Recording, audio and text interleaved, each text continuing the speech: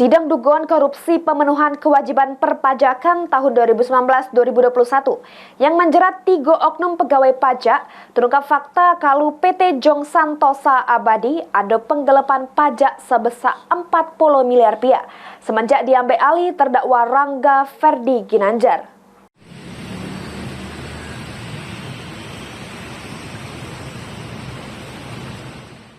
Sidang dugaan korupsi pemenuhan kewajiban perpajakan tahun 2019-2021 yang menjerat 3 oknum pegawai pajak. Pembuktian perkaronya ini masih terus berlanjut di Pengadilan Negeri Palembang.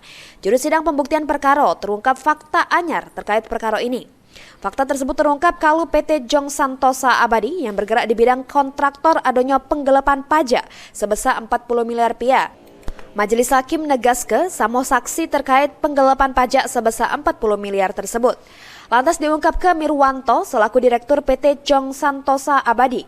Terkait penggelapan tersebut dirinya tidak tahu. Namun sebelumnya perusahaannya ada tagihan pajak sebesar 75 juta rupiah. Namun saksi tidak tahu kenapa ada tagihan tersebut karena pada waktu itu tidak ada lokak gawean yang masuk. Sehingga saksi berkonsultasi dengan pegawai pajak bernama Maria Ulfa dan dikenal ke sama terdakwa Rangga Ferdi Ginanjar. Terdakwa Rangga pada waktu itu ngambil alih PT Jong Santosa Abadi.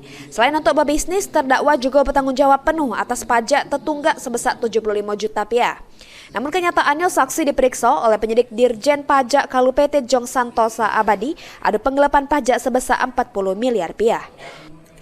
Juru perkara ini menjerat 3 terdakwa oknum pegawai pajak yang bernama Rangga Ferdi Ginanjar, Natalia Wulan Purnamasari, sama Rizky Faris Harjito.